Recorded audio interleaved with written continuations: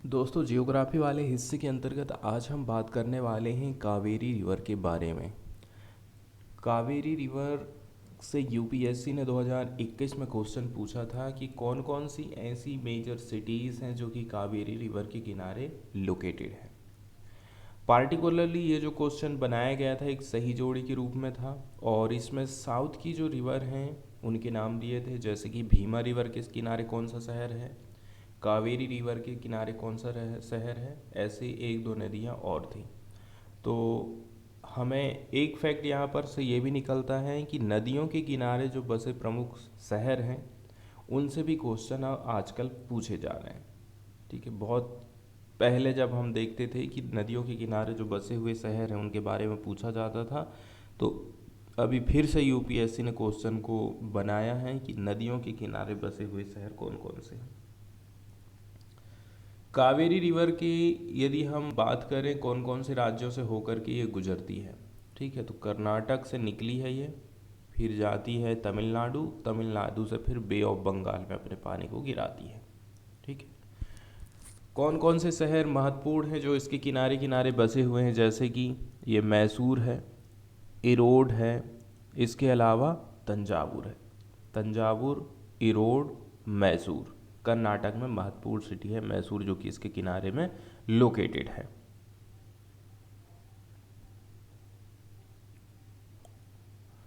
अब इसके river basin की यदि हम बात करते हैं तो इसका जो रिवर बेसिन है वो दो राज्यों से अधिक राज्यों में फैला हुआ है।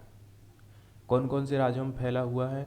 ऊपर तमिलनाडु, कर्नाटक, दो तो मैन हैं ही, इसके साथ साथ में नीचे Kerala, union territory of Puducherry, और इसका ड्रेनिंग एरिया कितना है? 85,626.23 स्क्वायर किलोमीटर का है, जो कि लगभग 2.5% माना जाता है total geographical area of the country का।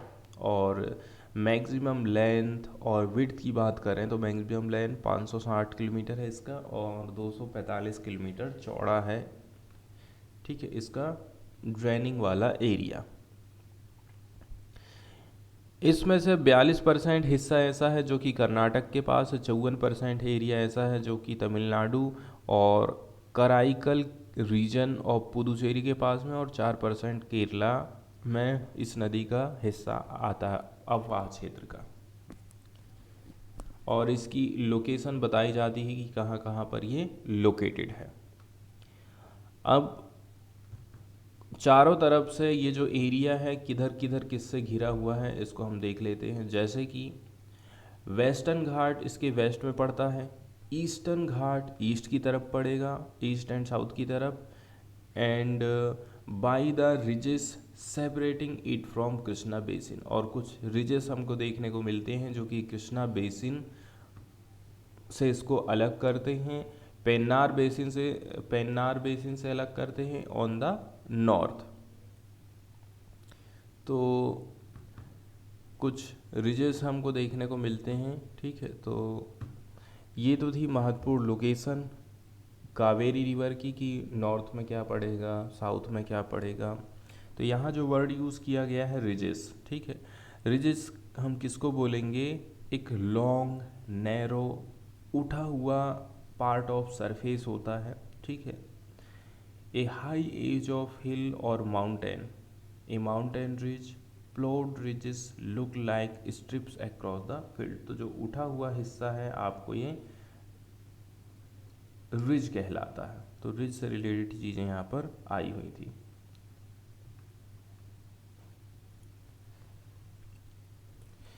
कावेरी रिवर से रिलेटेड एक चीज़ हमको और ये देखना है कि कावेरी रिवर प्रायद्वीपीय भारत, पेनिसुलर इंडिया की एक प्रमुख नदी मानी जाती है, और प्रायद्वीपीय भारत में मुख्य रूप से जल विभाजक का निर्माण पश्चिमी घाट के द्वारा होता है। पश्चिमी घाट जल विभाजक का काम करता है। ठीक है, अब ये जल विभाजक क्या होता है इसको हम यहाँ पर देख सकते हैं।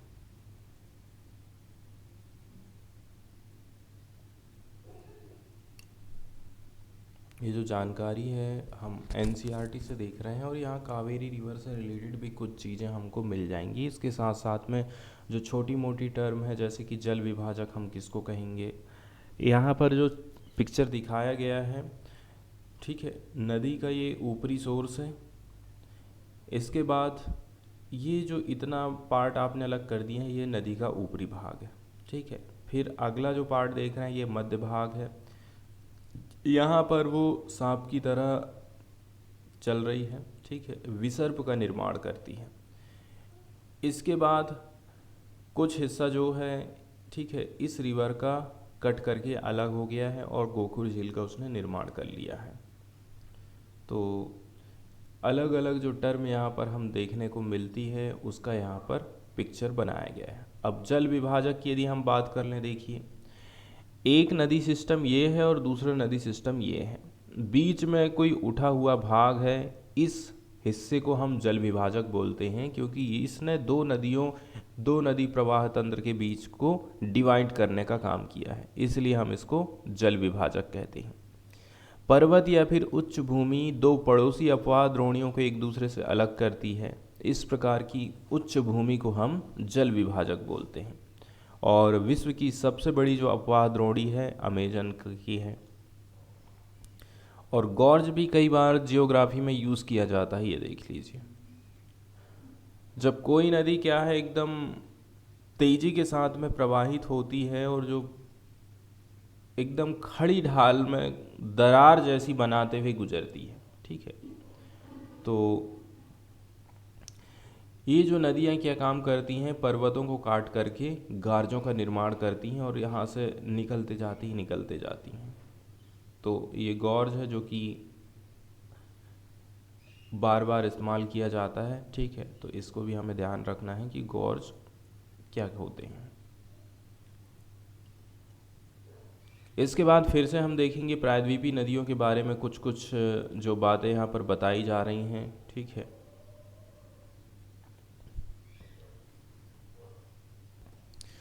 तो जो प्रायद्वीपीय भारत की नदियाँ रहती हैं इसमें यदि हम देखें, ठीक है, तो प्रायद्वीपीय भाग की ज़्यादातर जो मुख्य नदियाँ हैं वो कौन कौन सी हैं? महानदी है, गोदावरी है, कृष्णा, कावेरी। ये रिवर पूर्व की तरफ में बहती हैं और बंगाल की खाड़ी में अपने पानी को गिराती हैं। ये नदियाँ अपने मुहाने पर डेल्टा का निर्माण करती हैं और पश्चिमी घाट से पश्चिम में बहने वाली अनेक छोटी मोटी धाराएं भी हैं। नर्मदा और ताप्ती दो ही ऐसी बड़ी नदियां हैं जो कि पश्चिम की दिशा की तरफ में बहती हैं और ज्वारनद मुख का निर्माण करती हैं। किसका निर्माण करती हैं? एस्चुरी का निर्माण करती हैं, वो डेल्टा का निर्माण नहीं करती हैं। प्रायद्वीपीय नदियों की अपवाह द्रोणियाँ आकार में अपेक्षाकृत छोटी भी हैं। मतलब जैसा हम देख रहे हैं कि जैसा हम हिमालय की नदियों के बारे में देखते हैं तो उससे कहीं हमको छोटा स्वरूप इनका दिखाई देता है। आज जो हम बात कर रहे हैं वो कावेरी रिवर के बारे में बात कर रहे हैं। तो कावेरी रिवर जो है पश्चिमी घाट के ब्रह्मगिरी श्रृंखला से निकली है और तमिलनाडु में कुडलूर के दक्षिण में बंगाल की खाड़ी में जाकर के मिलती है। इसकी लंबाई है 760 किलोमीटर। इसकी प्रमुख सहायक नदियां हैं अमरावती, भवानी, हेमावती, काबनी। और ये इसका जो अपवाह तंत्र है तमिलनाडु, केरल और कर्नाटक में फैला हुआ है। दूसरी नंबर की बात यह है, आप ये बात शायद नहीं जानते होंगे कि भारत में दूसरा सबसे बड़ा जलप्रपात कावेरी नदी बनाती है। इसको हम शिव समुद्रम जलप्रपात के नाम से जानते हैं। ये प्रपात द्वारा जो उत्पादित बिजली है मैसूर, बेंगलोर, कोलार, स्वर्ण क्षेत्र को प्रदान करी जाती है। ठीक है, और भारत का सबसे बड़ा जलप्रपात कौन सा है ये आपको कमेंट करके बताना है।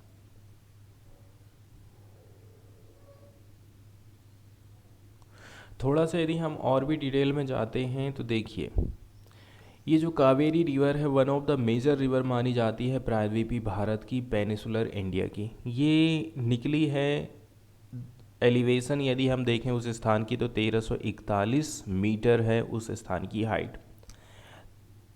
ताला Kaveri on the Brahmagiri range near Cherangala village of Kodagu district of Karnataka. Kodagu district Karnataka पड़ता है।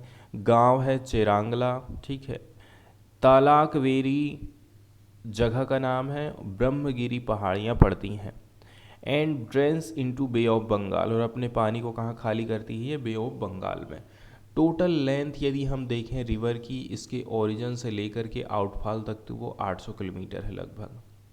साइज के हिसाब से देखें तो ये गोदावरी, महानदी और कृष्णा रिवर से छोटी है। इसकी जो इम्पोर्टेंट ट्राइब्यूटरीज हैं जो कि लेफ्ट की तरफ से ज्वाइन कर रही हैं, उसमें है हरांगी, हेमावती, सिमसा, अर्कावती, और कुछ ऐसी रिवर हैं जो कि राइट की तरफ से इसको ज्वाइन करती हैं, जैसे कि लक्ष्मण तीर्था, कब्बानी, सुवर्णवती, भवानी, नोइल, अमरावती, ये राइट की तरफ से इससे मिलती हैं।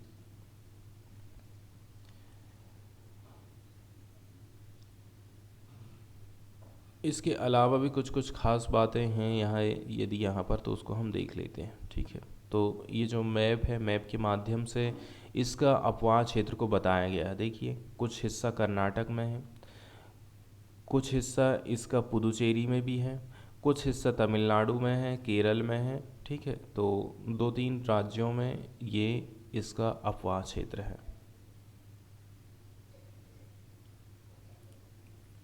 ये सैटेलाइट के माध्यम से इसका पिक्चर यहाँ पर दिखाया गया है, देख लीजिए।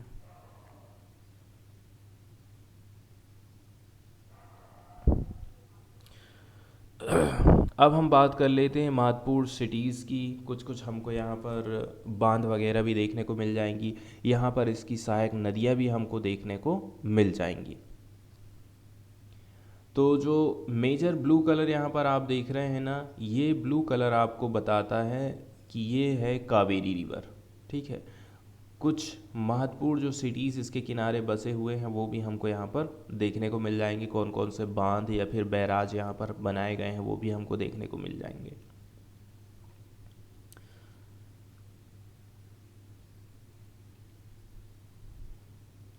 ये देख लीजिए, मेटूर बांध बनाया गया है इसके ऊपर में। ठीक है, ट्राइंगल से देखा जाए तो काबिनी है, काबिनी रिवर भी है, इसकी एक सहायक रिवर है। ठीक है, काबिनी और है गुंडाल। ठीक है, और ये है सुवर्णवती। सुवर्णवती भी इसकी एक महत्वपूर्ण रिवर है, सहायक नदी है। और हेमावती की हम बात कर रहे थे, तो यदि हम पूरब की तरफ में जाते हैं तो हेमावती है। ठीक है, ये सारी की सारी जो रिवर हैं, ठीक है, राइट हैंड साइड की तरफ से मिल रही हैं। और वहीं यदि हम लेफ्ट हैंड की तरफ से यदि जाते हैं तो शिमसा रिवर है। ठीक है, इसके अलावा अर्कावती रिवर है, ये देखिए अर्कावती रिवर है जो कि इससे मिलती है। ये मैटूर बांध है, और ये है कृष्ण राज सागर डैम। तो कृष्ण राज सागर डैम है, हरांगी डैम है जो कि इसके ऊपर बनाया गया है, काबनी डैम है। ठीक है, तो काफ़ी महत्वपूर्ण यहाँ से चीज़ें हमको देखने को मिलती हैं। और इधर यदि हम जाते हैं, बे ऑफ बंगाल की तरफ आगे बढ़ते हैं, तो ग्रांड एनिकट यहाँ पर बनाया गया है। इसके अलावा कावेरी रिवर के यहाँ पर कुछ साइलेंट फीचर्स दिखाए जाते हैं, जैसे कि ठीक है, कौन कौन से स्टेट में इस नदी का हमें अपवाह क्षेत्र देखने को मिलता है। तो तमिलनाडु, पुदुचेरी, कर्नाटक, केरल। तमिलनाडु और पुदुचेरी दोनों मिलाकर के 54% हिस्सा है, और कर्नाटक में 42% हिस्सा है, केरला में है 4%। ठीक है, डिस्ट्रिक्ट्स की यदि हम बात करें तो 34 डिस्ट्रिक्ट्स हैं, और ये सब तो खैर उतना इम्पोर्टेंट हमारे लिए नहीं है। हमारे लिए जो काम की चीज़ है वो यहाँ पर जो डैम बनाए गए हैं उसको लेकर के है। जैसे कि यहाँ पर जो हाईएस्ट डैम, सबसे ऊंचा जो डैम बनाया गया है वो है पिल्लूर डैम, 88 मीटर हाइट है। लॉन्गेस्ट डैम की बात करें तो लोअर भवानी डैम है, 8 किलोमीटर इसकी लंबाई है। हाईएस्ट बराज की बात करें तो कोलार बराज है। लॉन्गेस्ट बराज की बात करें तो निरांजुन पेट्टाई बराज है, 1.478 किलोमीटर है इसकी लंबाई।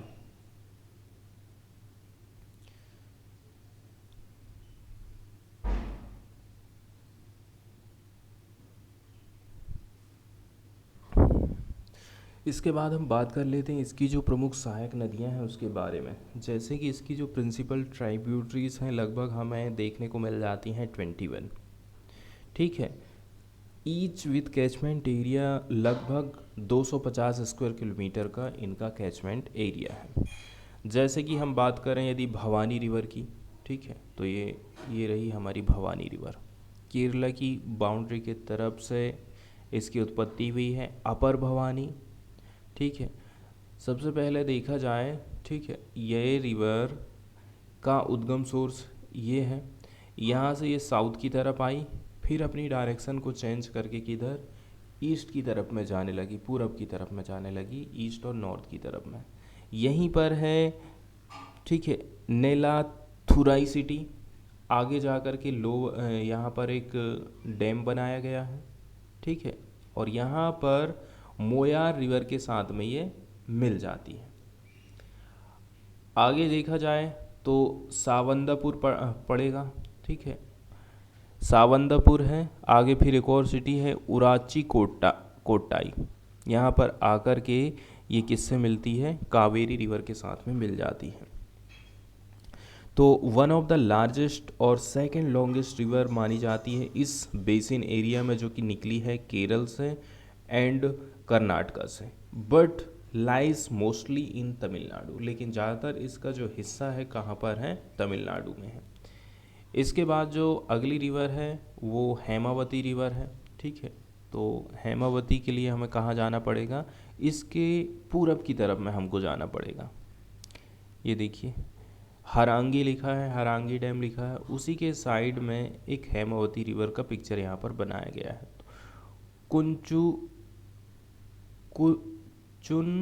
चुनकट्टे कृष्ण राज सागर डैम यहाँ पर बनाया गया, और ये एक सिटी भी दर्शाई गई है यहाँ पर। ये रिवर है हेमावती रिवर। तो हेमावती भी लॉन्गेस्ट ट्राइब्यूटरी मानी जाती है। तो ये जो हेमावती की लंबाई है वो है 233 किलोमीटर, और ये 5वें नंबर की लार्जेस्ट रिवर है इस कैचमेंट एरिया के हिसाब से देखें। और पूरी तरह से इसका जो क्षेत्र कहाँ पर है, कर्नाटका में ये पड़ती है।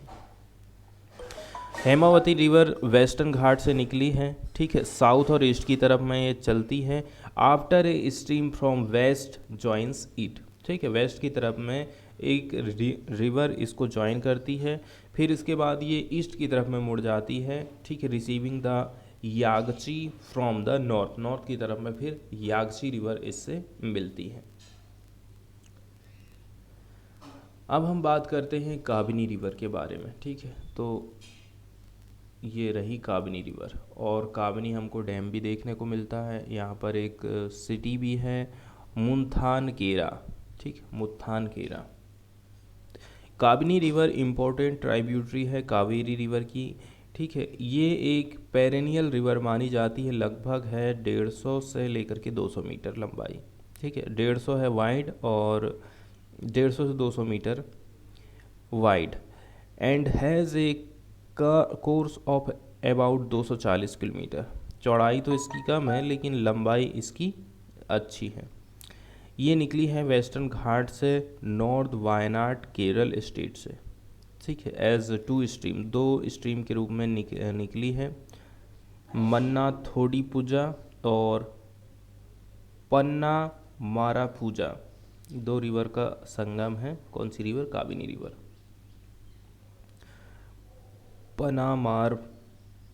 पन्नामारम पूजा है ये नाम।